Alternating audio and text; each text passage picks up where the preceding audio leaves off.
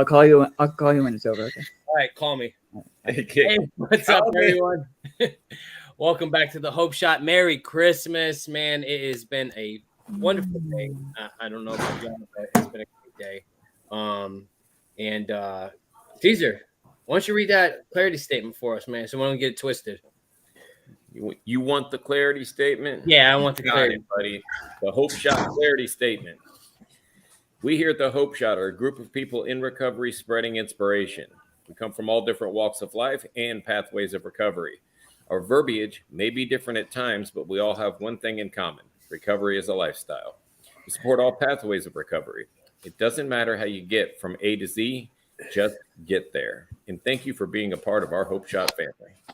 Thanks also, not Justin. It's a trend. I don't know what's going on. Nate, I think I need to change your name to also not. I missed the not Justin memo. Yeah, you I can, do. you can make his maybe Nathan. Maybe. Yeah, Okay. I jumped in on that because I want to make sure that I don't get called Justin again because that's pretty common. I don't want to mess up and get that done. What's up, everyone? If you're just jumping on, say what's up. Let us know you're here. Please hit that share button, man, because that definitely will help our live stream get out there. So let me say what's up to some people that are on. We got Kevin Montgomery. Merry Christmas, my people from Boston. Ooh, I bet you it's cold up there. Very cold. It's cold down here, man. I don't know what the hell happened here in Florida. We got Melissa. Merry Christmas to you too. Dustin. Hey, Dustin. What's up, Dustin? I want to keep my streak I going. love that guy. I love that guy. That guy drops bombs. Brittany, good to see you here. Merry Christmas to you too. Kevin says, "What up, Nate?" And then we got Scott Wilson. Merry Christmas, my friend. I see Kelly. Kelly, I'm glad you're on. Yeah, You can help me. Yeah. Like Caesar always. was telling me a little bit. I'm gonna peek in and see what the conversation's all about and see You're if gonna- I can. You should say, "I'm going to pecan." No, Huh? pecan. Get it? Pecan, pecan. All right, I'm a dork. What's up, Rowan? Merry Christmas to you. We got Sandra over on YouTube. Merry Christmas to you too. Oh man, Kevin says it's 12 degrees. Yeah, you can have that. Somebody's back down here. We'll be in that Tuesday, Kevin. Oh, he's in Boston, isn't he, right now? Yeah. Yeah. So, anyways, so tonight, Dustin is going to bring our topic. Dustin, why don't you discuss the topic for tonight and what you're going through? Oh, good. How do I word that? You want me to just talk about what I'm going through then? Yep. Sure. All right. So, I'm going to blab a little bit. So bear with me because about 2 months ago or so, well, for the past couple months, I had been, people that know me know that I've been struggling a lot in silence because, that's still what I tend to do, even though I know that's not the right way to go about it, but I tend to still do that. I still have a problem asking for help and still think I can do things on my own, even though, I know better, but I still try anyway. But so I was really struggling between, school and my own recovery and trying to find a new place to live because I was trying to relocate, closer to my new job, started a new job, and just everything was kind of getting to be too much. And so yeah, my new job is in, recovery, mental health and addiction at a treatment center, and the same treatment center I actually went through last year as a resident. So I really empathize a lot with the residents in there. I know it's hard, especially like this time of year, Thanksgiving and Christmas during the holidays. They all miss their families, and man, I relate to that so much. I remember being in there on Thanksgiving, just miserable and crying the whole time. So I'm really struggling not taking what happens at my job home with me. And it really keeps me up at night. I don't know. I worry about them. I worry about them and some of the stuff they share. And I know the statistics are not good. They would tell me when I was a resident in there, look around, maybe 1 or two of you guys will actually, make it and stay clean and, live your best life. And the rest of, everybody else you might not see again. And I hate saying that because, I still have a Superman complex where I feel like I want to save everybody. I know I can't, but even when I want to save everybody and when I fail, that's not the right word. If somebody, goes out, somebody relapses or something happens, I feel 100% responsible still. Like, I feel like I didn't do enough to save them, even though, and again, like I've been talking to, counselors and people, in my circle about it, and they all give me great advice, but I don't know why I can't take hold. I lay in bed at night, if somebody shares something in one of the groups at my work and they're really going through it, I lay in bed at night thinking about how I can help them, or, I wonder if they're going to be there in the morning when I get back there. And if they don't, what do I do? Can I find them? Can I, and yeah, it's hard. It's really hard. And a lot of people tell me, over time, the longer you're in it, you'll be able to cope better with it. But I don't know.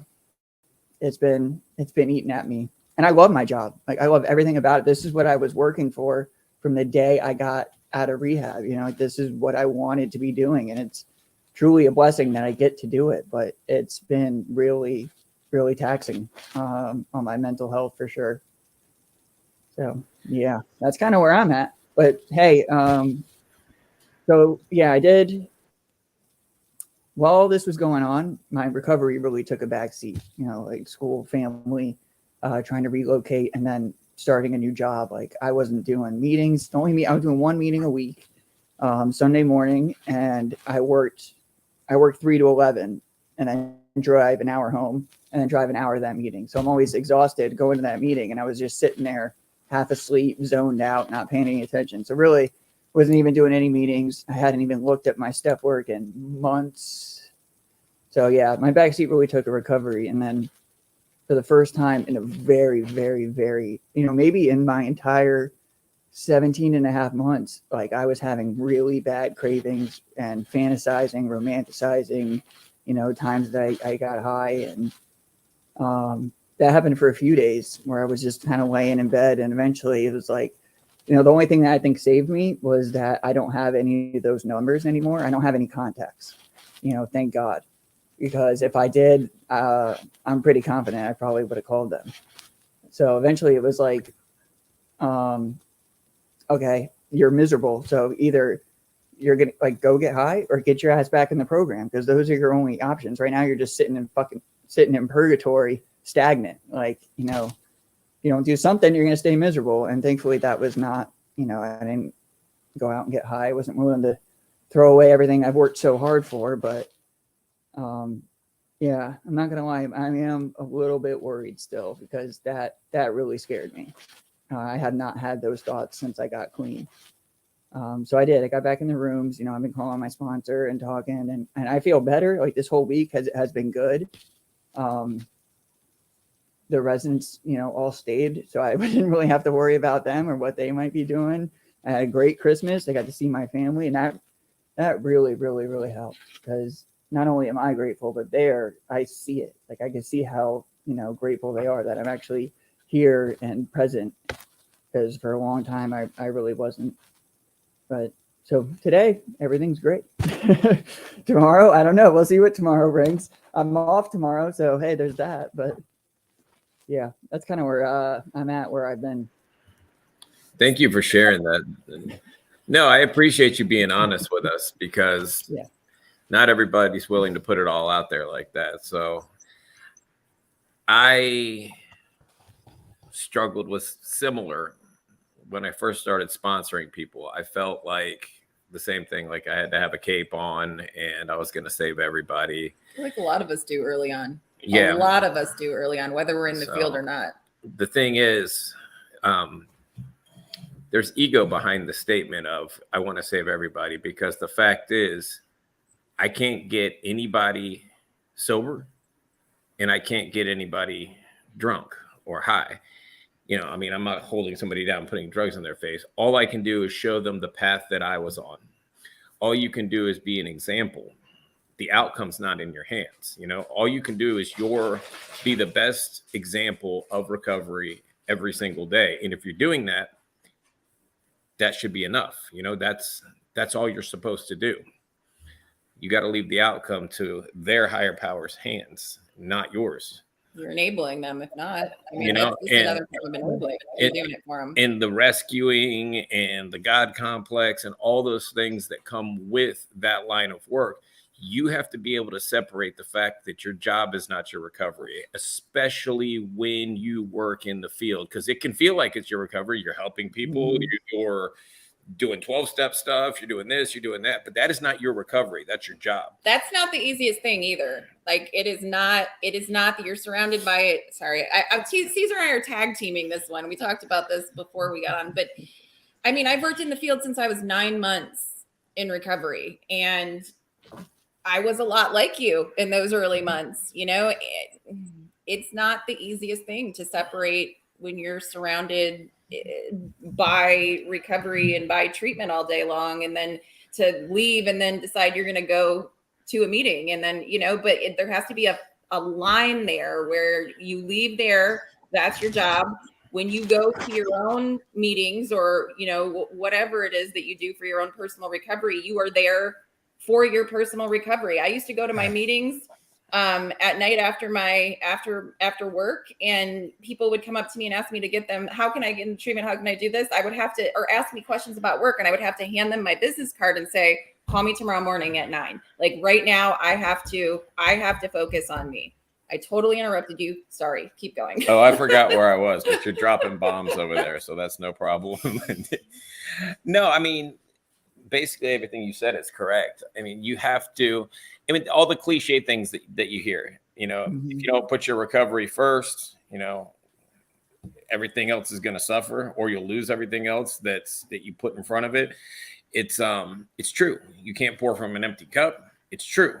You can't do anything for anybody else if you don't take care of yourself. So that would be the first thing, is put your recovery first, so that way you can be effective in your job.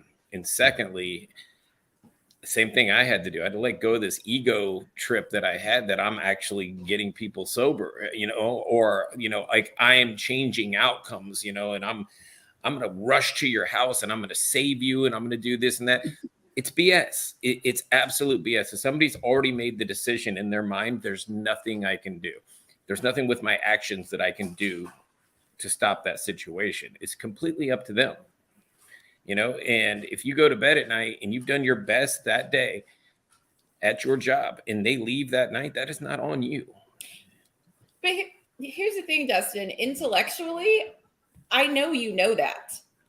You know that, right? Like, you know all of these things. And I think with the work thing, it's going to come with a little bit more time and a little bit more experience. And that's what he said. Everybody's already told him that. It's just going to take time. But I've also seen it to where people burn out before they get that time. So if it gets to that point, there's nothing wrong with saying, maybe this isn't the field for me. Maybe, you know, maybe I should do something. Like, I mean, listen, they preach it in recovery coach training, any type of person going into this addiction field, they preach self-care, because the burnout rate and the relapse rate is so high because of compassion fatigue. That's literally what it's called, compassion fatigue, where you just get exhausted trying to help and you're not helping yourself anymore. And that your self-care, your wellness has to come before everybody else's. And I thought that was the most selfish statement that I had ever heard early on. I stuck around long enough to understand how important that really is. I'm no good to anybody if I'm not right. You're no good to anybody if you're not right. So on a daily basis, I have to get up and look at Justin's gym selfie and send him gratitude. And I got to read Nathan's gratitude. I got to start off on the right foot. And it's simple, basic building blocks that we do every single day so that I can face life on life's terms, because I'm really good at facing life on Caesar's terms, not so much on life's terms. You know, I like things the way I like them, but that's not how life is. Do we got to rope Dustin up into that thing? Up in the gratitude. Oh, Matter of that's my fact, man. absolutely. You I just think got so. added to the gratitude list, sucker. Yeah. In Yeah, it. Dustin, bottom line is you have Thank to you. take care Yeah. of you or you're not good for them. You know this. And I think by you coming on here tonight and speaking up about it, it's the first step in taking care of yourself. You don't have the power to save anybody. I think a lot of it will come with time and self-care, you know, like that's just it just is what it is. I know for a fact. So when I got sober, for 15 years before I was a social worker, and I did case management, and I did child protection, and I did medical case management. When I got sober, I took 9 to 10 months. I worked behind a cash register at a bowling alley for like 9 or 10 months with a degree because I had to do something mindless. I know that sounds horrible, but like I had to just not. I couldn't think about other people. I had to work on myself, and I knew that. So for 9 or 10 months, I taught myself how to talk to people sober. I taught myself how to do simple things like count money out again. I because hadn't that's done- weird. Talking to it's people totally sober is weird. weird. Like everything's weird when you first get clean and sober. It's like, how do I have a conversation? How do I? Hey, I want to say this. How do I make them? We did karaoke all day. I've got a karaoke machine. I was like, I never thought you could do this sober. You know what I mean? Like, Well, yeah, and beyond that, I had to take that time and work on myself. But when I did go back into the field, I knew that I could not do what I was doing before. Case management specifically wasn't for me because I burned out every single time I did it. So I had to find a little caveat in the field where I could do something that I was passionate about without burning myself out. That position was, a little bit different than the one that I had before, and I had to build and grow from there.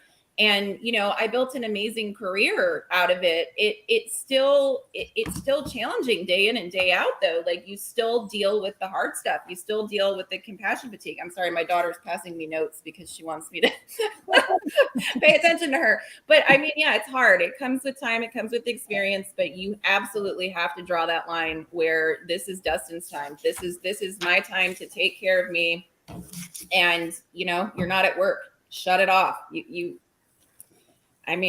have to. You have to. Or how you use that time that you have. Because I got every excuse in the world of why I shouldn't go to my meetings.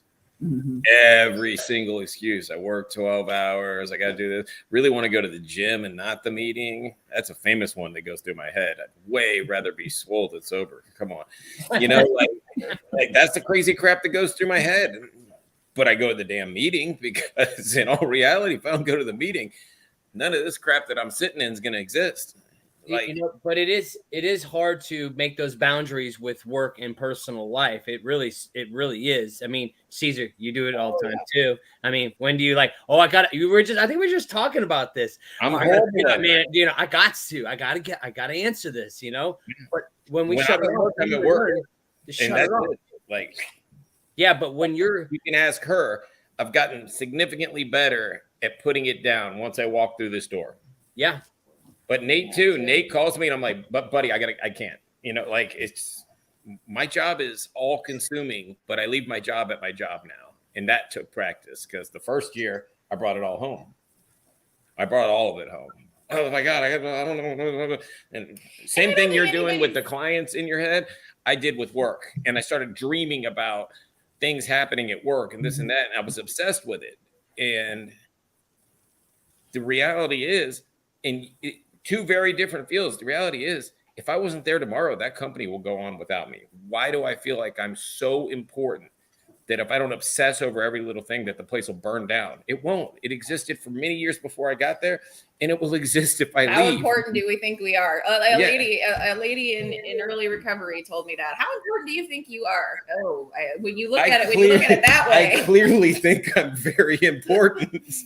And listen, nobody here, I don't think anybody here is claiming to be perfect at this. I really don't. I think we all are a work in progress. And whatever that self-care looks like so you don't burn out, I want to make the point that does look different depending on who you are. It might be a meeting for some, it might be counseling for another, it might be, I don't know, deep spiritual work for another person. Meditation. It looks golf. different for every person, but you have to have a form of that self-care, and you have to be able to draw some sort of a line so that you can focus in on yourself inward and not outward. If not, Deal with this note. Listen, I'm gonna Thank you, mute Kelly. because we just went on a long rant and there's lots Yeah. of comments. So that's my 2 bits. like, hey, so everything gets shit if you're not taking care of you. You know what I mean? Everything. And just like this, Brittany said, Justin, this is one of the reasons you all took a break from doing these every single Wednesday and every Sunday. It's because, man, we got to freaking learn how to freaking just sometimes, because if not, you know, what's going to happen? Everything's going to be shit. We're going to put out bad advice. We're going to be giving bad freaking suggestions, and then, you know, look like a freaking bunch of fools. You know what I mean? Like, and that's not good, man, because that could be life or death in the situations that we're in, you know, especially like you're in. It could be life or death, you know? So I'm going to let Nate, man, what's up with you, man? We want to get on this? I know you want to. I don't know. It doesn't look like you are, but I know you want to. Possibly. He's like, yeah, man, you know, I'm just here. bro. Possibly. I'm full. Possibly I do. No, I'm just taking it in. Good topic. Oh, say what's up to Steve. Boom. Big Steve. Yo. Merry Christmas, Steve. I got your text. Love you, buddy. Yes. Love you very much, Steve-O. Yeah, I know my first couple sponsees, two of them, my first 2 sponsees overdosed. Right out the gate, you know, and I'm like, oh my God, what am I doing wrong? You know? And then last year, one of my sponsees killed himself. He got all tweaked out on meth and stepped out into traffic on 19. You know, I had to go to his funeral. I really can't say it any better than Caesar did. Like, as far as it is not up to me what happens with people I work with.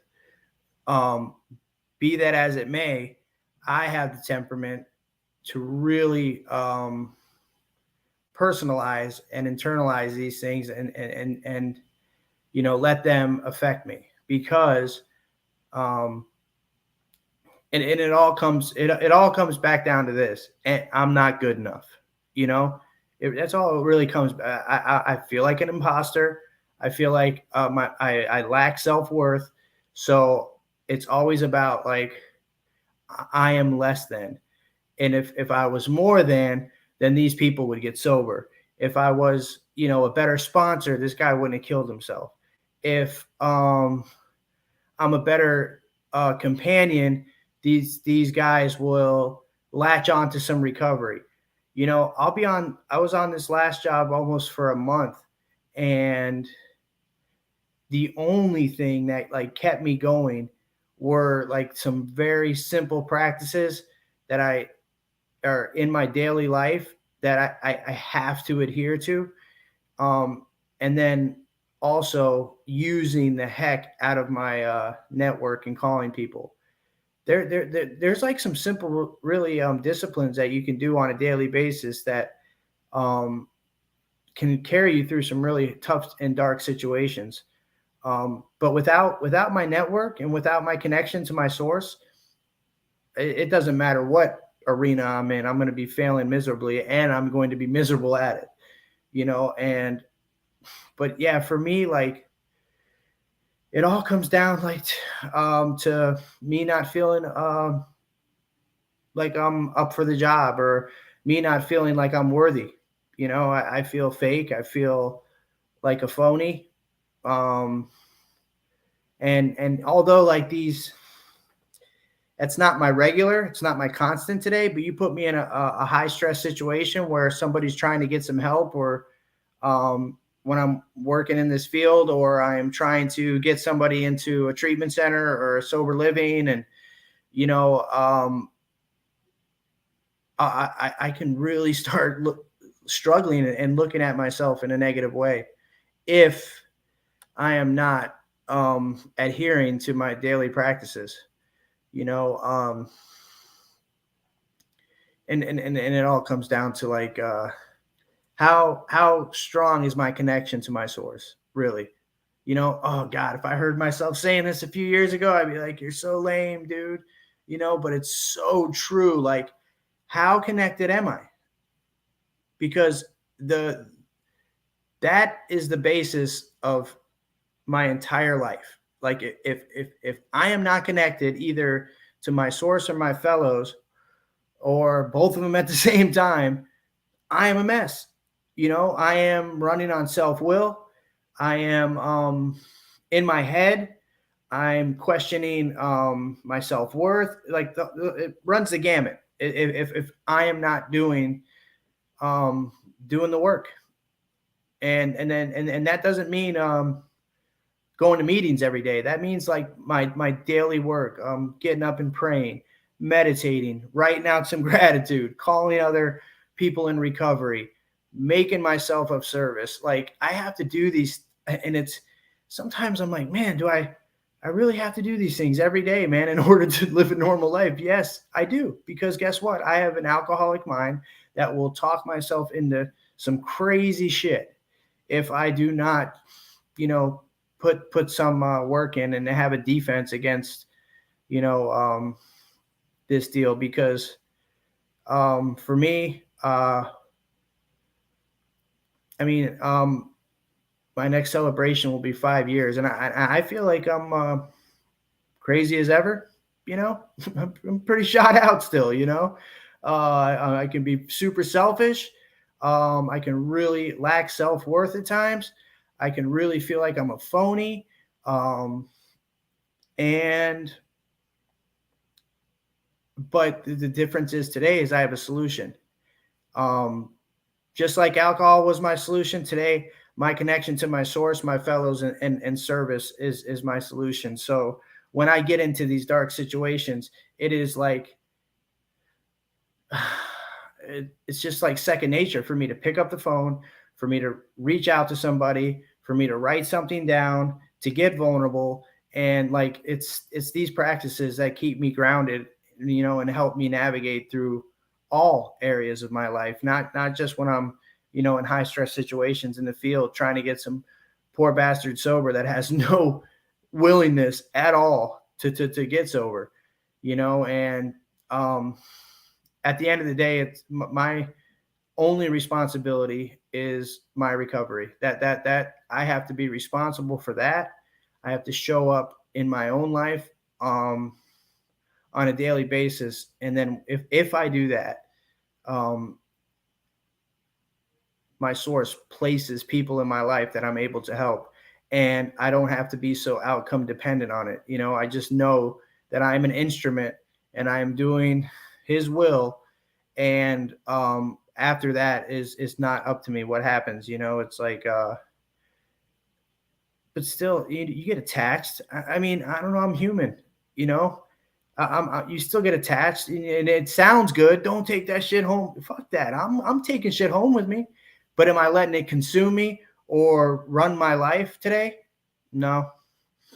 And it's not because I'm able to flip a switch and not face it anymore. It's because I do these other things that allow me to get outside of myself, put myself in a position to be of service. And I'm not just thinking about myself all the time or what I could have done better. It's all self-centered fear, man, you know? And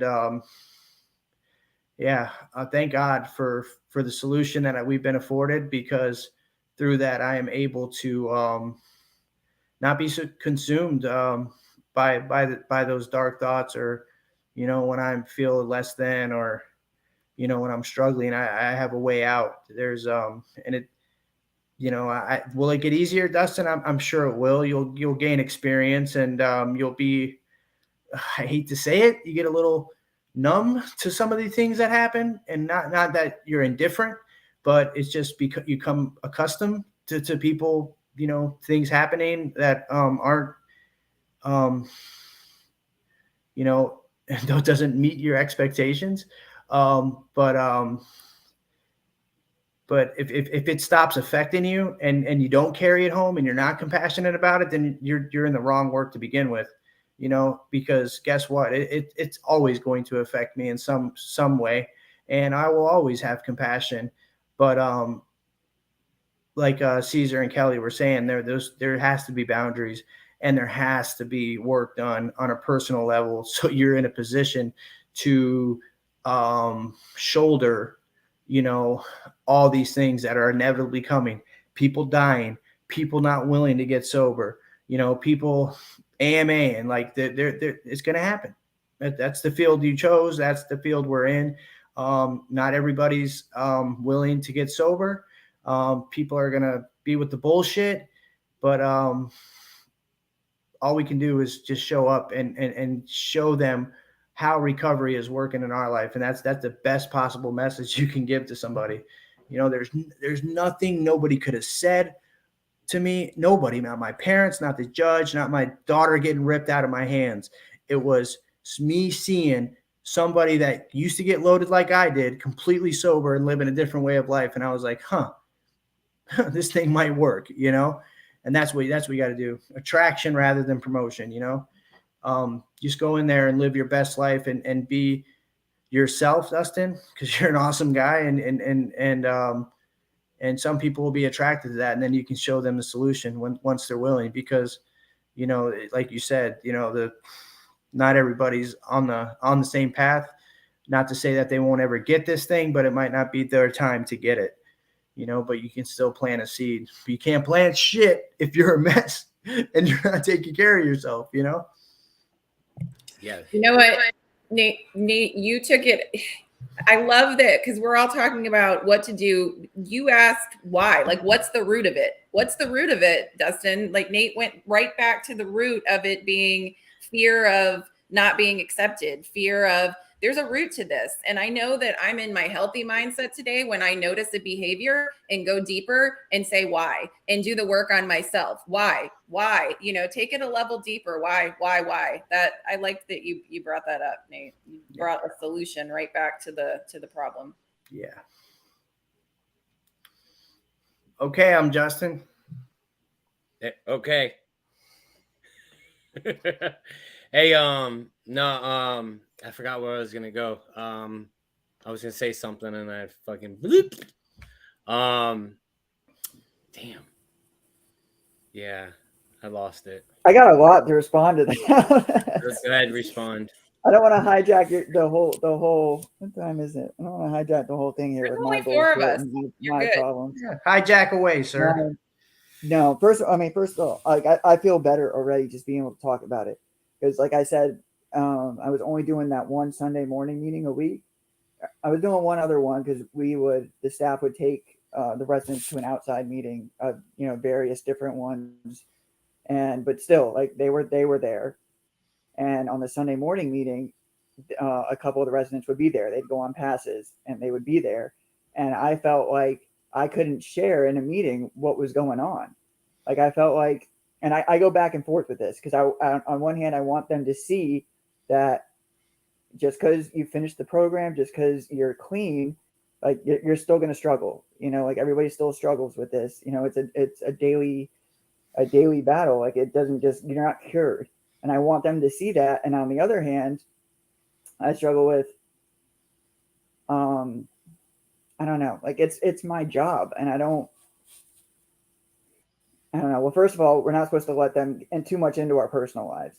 So sharing that at a meeting, I try not to let them in too much there, but I don't want them to think that I don't know what I'm talking about, or I don't know. It's hard for me to explain. But what Nate was saying, like I talked about this a couple of weeks ago when we were talking about imposter syndrome. Like I know that's the root of it.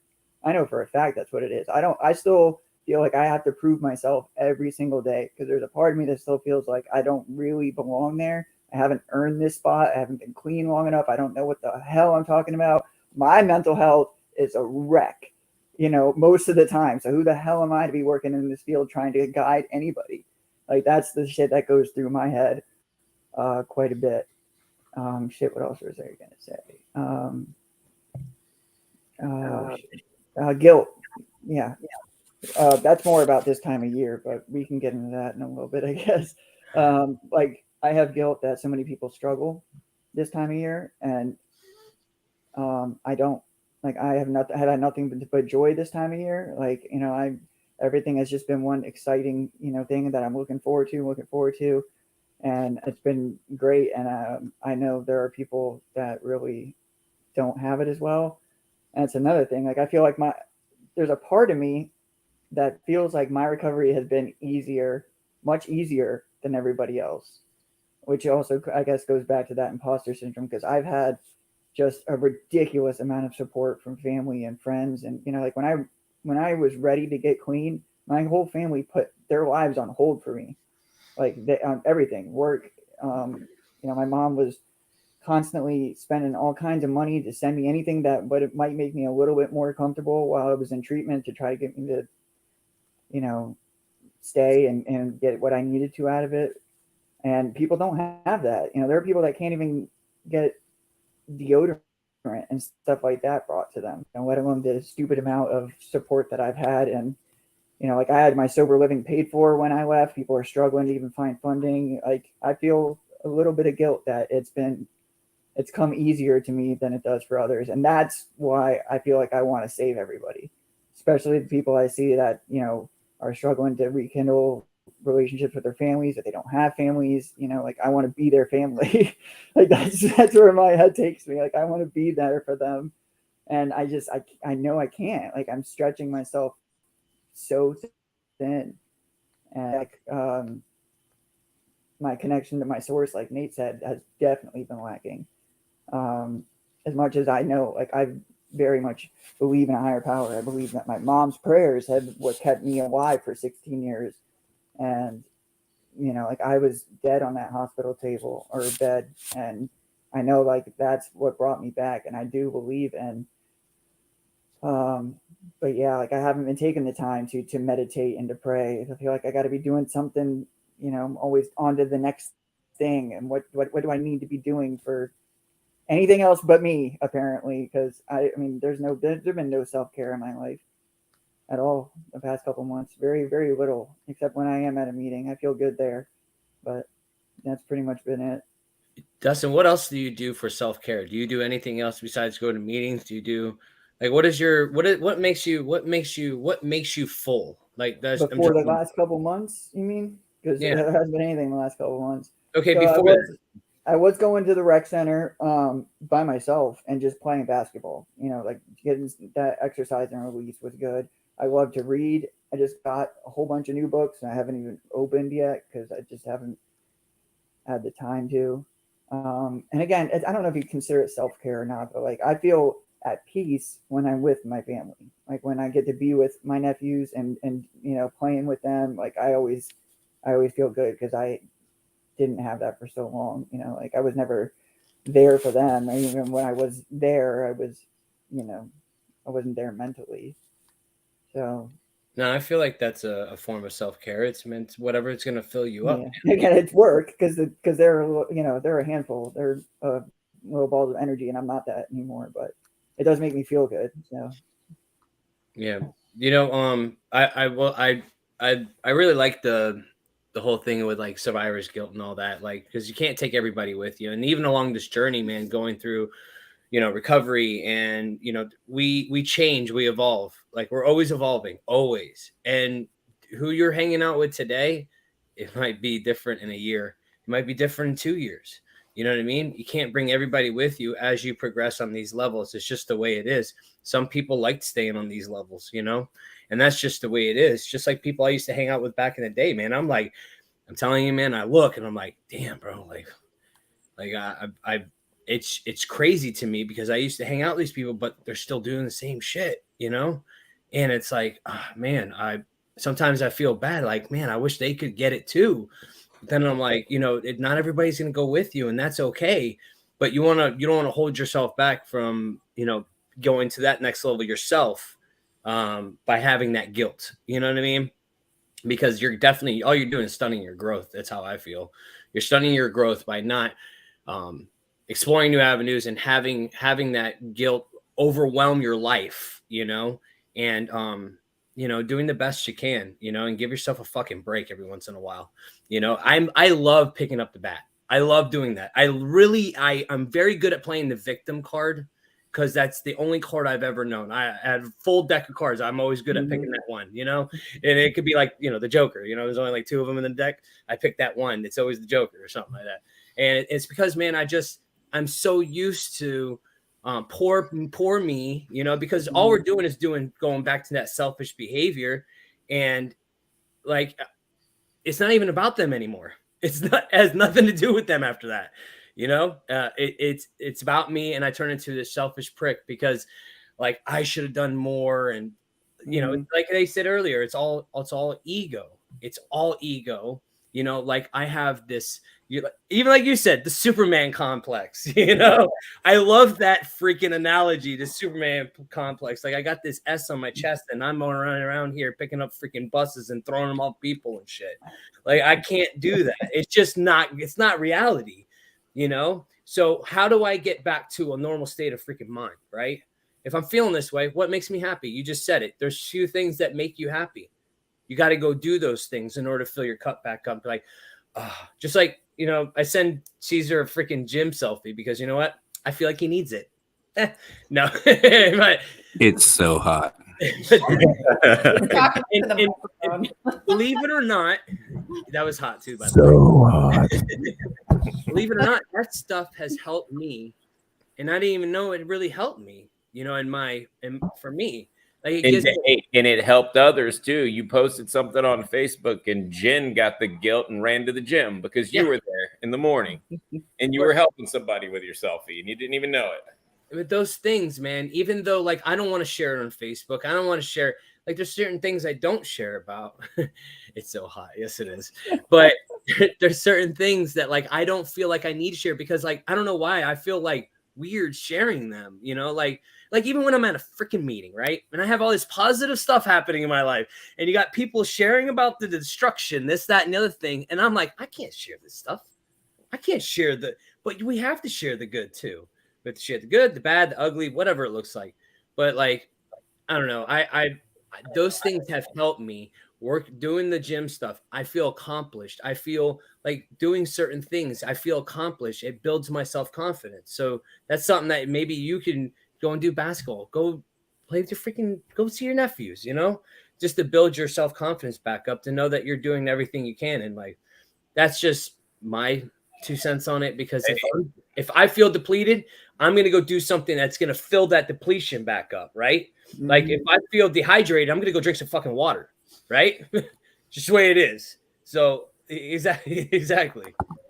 Hey, you're right though. So one of my mentors told me, do one uncomfortable thing a day that's good for you.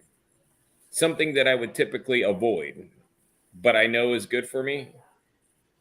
And at first, that one uncomfortable thing a day was calling a stranger, you know, a number that I got at a meeting or whatever. Then the uncomfortable thing was, you know, share a meeting, share your story, whatever it is, you know. If you don't like to sit quiet by yourself, go sit by yourself once a day, quiet, and meditate. Take yourself on a date. Take yourself on a date. Do one uncomfortable thing a day that's good for you. There's plenty of uncomfortable crap out there, but you know, we're on this podcast every week. I could not have, and you're on this podcast. I'm looking right at your face. This would have been nightmare. Oh, no. Nightmare no stuff. Like early on, there's no way I could have fathomed. It's still partially a nightmare for me, but you know. But I do. Listen, me too. Listen, the first time that I had to speak in front of a group of people, I don't really remember what I said, but I know I started it off with, it is a very strange thing to be asked to get up and speak in front of people. The only people who have ever asked me to stand up and speak have been judges. That's it. That's the only person that says, all right, rise, Mr. Rodriguez, and tell us your side of the story. You know, and that was an uncomfortable thing that I had to get over, because my story has power. Your story has power. All of them have power for somebody to identify with. Are you doing the Vulcan thing or I- do you want to talk? I want to say, Jump dude, in. the recovery walk, okay? Recovery walk. I've never spoken in front of like a big. I've shared like maybe a couple times, and I'm deathly afraid, right? I did it anyways because I knew that I was very uncomfortable doing it, and I did it anyways, and I was shaking. My legs were literally shaking the whole time. Oh, shit. I was like going in convulsions, but I did it anyway, you know. And now I could freaking speak a little bit, you know. At least I didn't feel so nervous when I was at the ASAP brunch. I had to do the volunteer of the year for this year. I felt so much better, you know, because every time I do this, just like with the Hope Shot, whew, man, first time I was like, hey guys, oh God. Well, let me tell you, if you stop doing it, it's just like anything else. If you stop doing it, that fear comes right back. If you don't do it on a somewhat regular basis, I have learned that the hard way so many times in my recovery. In Ocala, when I got on stage and spoke for us, my legs were shaking. I don't know if anybody saw it. I came across confident, but I hadn't done it in a while, you know, and it was a COVID. big crowd. And I was like, ooh, I was super cocky until it was time to walk up on that stage. And I was like, ooh. Hey, wait. Sarah Amberg Roberts. I'm going to Just click on it. Show. Yeah. Yep. Good. All right. It says Merry Christmas from 7 Degrees, Minnesota. As a psychologist and an alcoholic, I have to work really hard at identifying what is my feeling and what's my client's feeling. It was huge for me to be able to identify that. Once I could do it, I had to picture myself putting my clients in a box and setting it on a shelf before walking out of the office.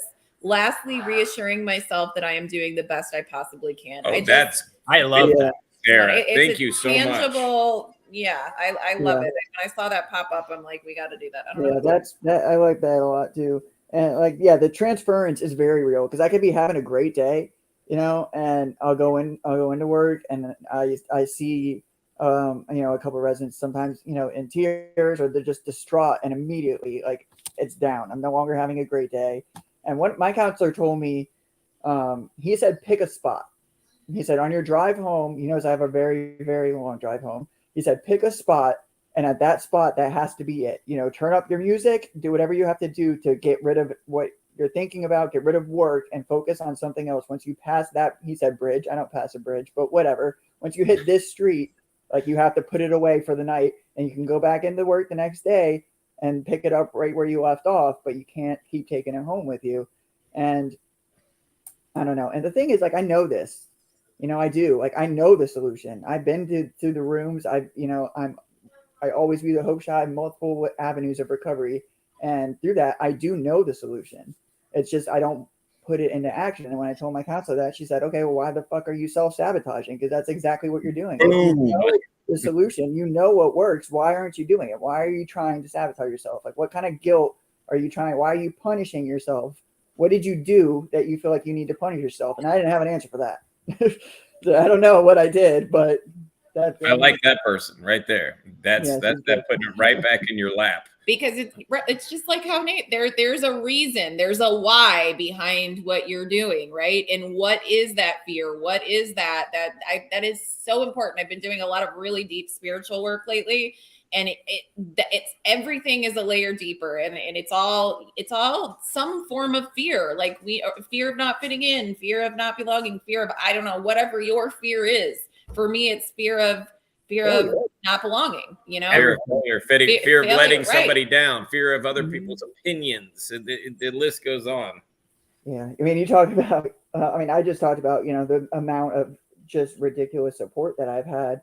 That's the fear of letting them down. Like, yeah, that would be it. Like even a slip, even a relapse, I feel like would be such a slap in their face for all that they've done to me. And I know they wouldn't view it like that, but I would. And like, that's my biggest fear is a relapse because I know me and, you know, I suffer with guilt already. Like I worry that a relapse would keep me out forever. And that's, you know, horrible thing to think, but it's a little minute fear in the back of my head. Like why I have to be, you know, again, ego. I have to be the one chip wonder, the one white key tag. Otherwise I'm a failure, you know, like I'm too hard on myself sometimes. I know that. Use the motivation that fear offers, but don't let it control you. Yeah. If that makes any sense. Yeah. Because the accountability that people do depend on us. People do look to us. That's a good thing to drive you, man. I can't let these people down. Like I'm an example. That's a good thing. Paralyzing. I can't let these people down.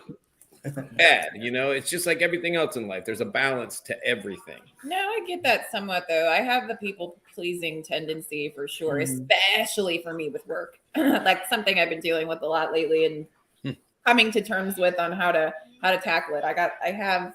It's somewhat people pleasing. I have that issue too. I do. Yeah, but in those situations, it's as sweet as it sounds that we don't want to let anybody down. We're really just concerned about how we will look. Yeah, it is. It's not about letting anybody down. I will look like an idiot, and what will they think of me? And we all know we don't want to look like idiots, even though I look God like forbid. idiots on a daily basis. Why? It goes back to the root of what? Well, I'm not fitting in here. What will they think? Well, I might fail, and then what would happen if I fail? Well, I'm not going to fit in here. Like, I mean, it seriously goes back to that every time. The most amazing answer is how important do I really think I am? Because if I relapse, is the community going to fall apart? No, it's not going to fall apart. I'm not that important. There is a healthy fear to have too. There's healthy fear, like fear of failure. If I don't have a fear of failure, dude, I'm going to do some dumb shit. I'll tell you right now. Like, I'm just going to be doing dumb shit everywhere. But I can bring that also in the unhealthy. There's a healthy amount of fear I have to have in life in order to be productive, I guess you could say. It's like too much of anything is bad. And what I say, this was responding to a comment that Dustin said a couple weeks ago. I said, I never really have a fear of failure anymore. I have a fear of success because I have no fucking idea what that looks like. Yeah. And if I don't know what something looks like, I'm terrified of it. You're successful now, my friend. Yeah, I am in many arenas, but I still not familiar with it. Which therein lies the problem, because I'm not familiar with it, because I'm not accustomed to it. It's just like, I got a good analogy, and and I do this with my business. I still haven't gotten business shirts for my business, right? I haven't got like company shirts because there is a part of me that is waiting for the shoe to drop, and this thing is success. My business is moderately successful, but it could be way more successful. But that lack of self-worth and fear of, returning to what was, it gives me resistance to take certain steps to solidify it and make it even more successful.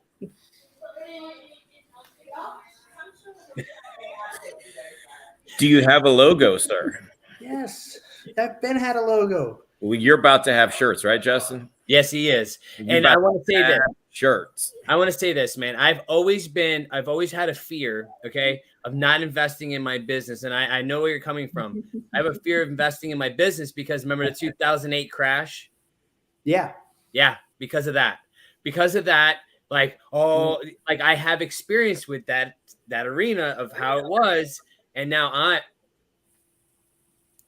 gonna do a song and dance. Sorry, Nate got them these hats for Christmas and they haven't took them off. So they're freaking cute. I want to steal this for Detroit, but she won't let me. No. That's Maya's hat and Emma's hat. All right, we're talking about adult stuff. I'm sorry, Anyway. guys. I did not mean to turn this into an hour-long counseling session for me. No, listen, Wow. this is, how it we went. do this all day long. I do appreciate it, though. With each other, Hey, and I'll just add this too, and let me preface it with this, is that I think meetings are absolutely vital in recovery. It's a absolute essential piece of the puzzle in recovery. But what's even more important is what we do out of the meetings.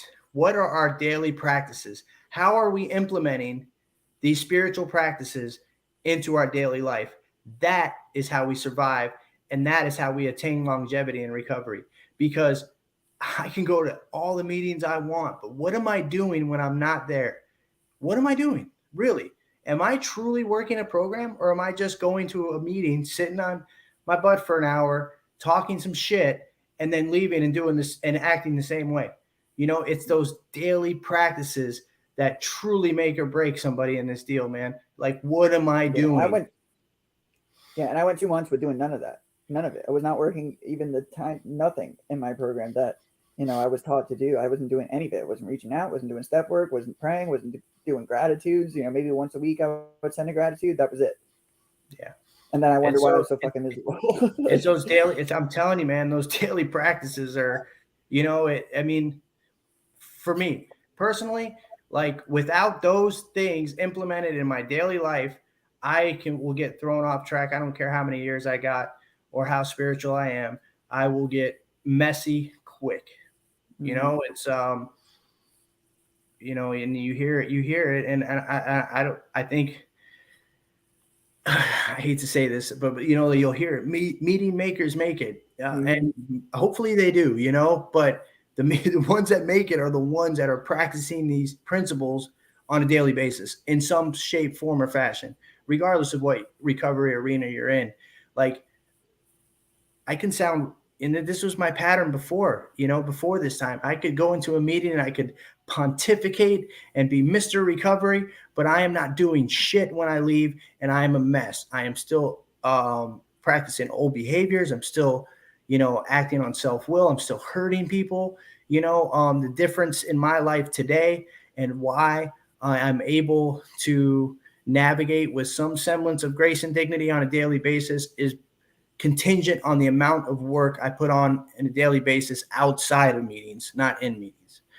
What's that called? Gucci on the outside, Kmart on the inside. Smart on the inside. Yeah. That's what meeting makers do, and not working on the personal stuff, because the personal stuff is the take home. It's the homework. You know what I mean? Yeah, but you do when no one's looking. Mm-hmm.